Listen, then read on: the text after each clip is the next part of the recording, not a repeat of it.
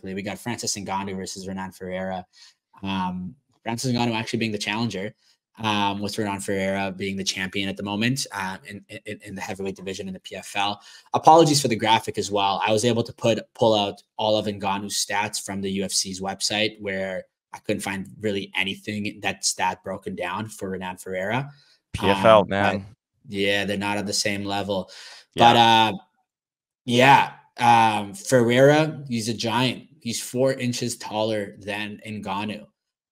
He's been a champion for, I actually don't know how long. I think he's been a champion for a little bit now. He's on a 4-fight win streak. His last win was against Ryan Bader. Ngannou, he's on a current 6-fight win streak in MMA. He's obviously coming off of a massive loss to Anthony Joshua, where he got knocked out. He got knocked down 3 times. So it's always interesting to see how a guy comes back after getting knocked out like that. Both of the guys were on 4-fight knockout streaks. Francis Ngannou's knockout streak was broken in his last MMA fight against Cyril Gane, where he won by decision, and he was, I believe, taken down. He actually took down Cyril Gane 4 times in that fight. Yeah. So he kind of showed his game on the ground a little bit. But yeah, I think Ngannou should be a lock. It just we haven't seen him since him getting knocked out. And sometimes you get knocked out once and you become a little bit more chinny like that. I don't think that necessarily happens to Ngannou, because I think he has been knocked out before. But yeah, that's kind of what I'm noticing about this fight. But again, PFL, Renan Ferreira was an absolute nobody up until Ngannou said, "I'll fight you." So that's what I'll say about that. Yeah, this is a weird one, because we don't know enough about, in terms of like Renan Ferreira's opponents, right? We haven't seen him beat anybody that's like, we saw him beat Ryan Bader, who is a legend, who's a great fighter, but he's also like 41 or whatever it is, and is like just clearly not the guy he used to be. I got to tell you, like, I'm a little scared for Francis Ngannou in this fight. I think Ferreira is a freak of nature. He's an incredible athlete. We know what Ngannou is. This is like a potential like star-making situation here if Renan Ferreira can knock out Francis Ngannou. And I don't like any of these optics for Ngannou. For Ferreira looks bigger, he looks faster, he's younger, and he's hotter. Ngannou, in terms of like hot streak, not in terms of their looks as a man. They're both very handsome men. So you got to think for Renan Ferreira. We get it. Yeah, but Ngannou is coming off of getting knocked out. He's coming off of being in 2 boxing camps. He has 1 MMA camp where, I hope they're working on wrestling, because that is a path that I see for Ngannou here, where I do think he's going to have to implement some takedowns, because Renan Ferreira, he touches you once, it's night-night. Obviously, the same applies for Francis Ngannou.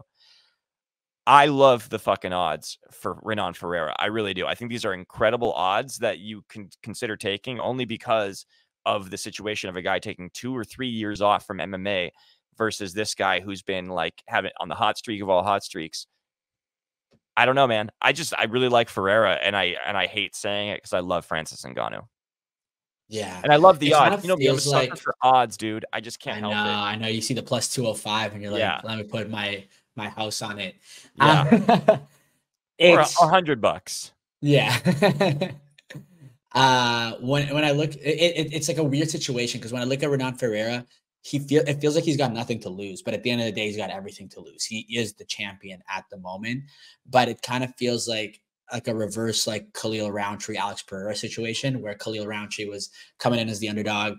He's a smaller guy. He wasn't the champion. A lot of people were like, why is he there?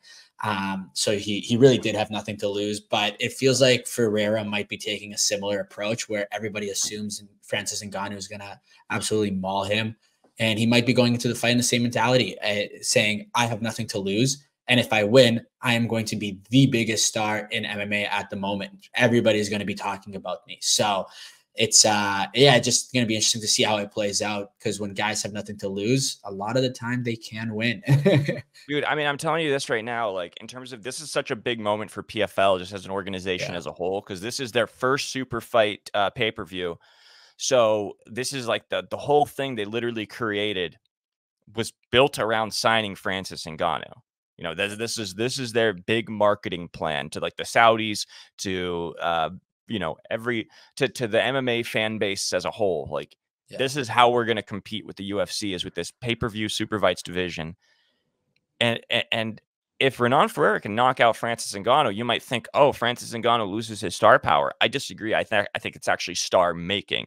It's actually, Agreed. it might be better for PFL that Ferreira wins, because then you could potentially set up a rematch. You could potentially, then all of a sudden you have two superstars in the PFL heavyweight division. It's like, it's a big moment for them, and I do think they want Ferreira to win. In an ideal world, Ferreira knocks out Francis Ngannou.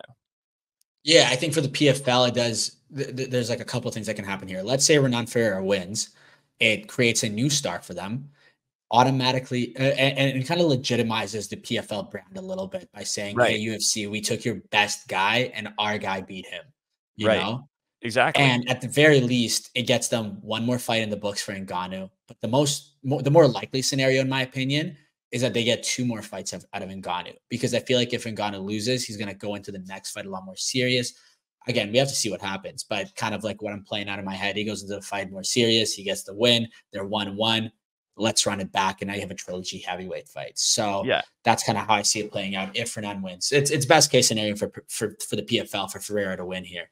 Yeah, because you Ngannou winning want to does make a nothing. star out of him, and then you want to make it attractive for like other guys to come over, not just the Francis Ngannous of the world. It's like, oh, this guy became a star within PFL, Yeah. not just going to the PFL.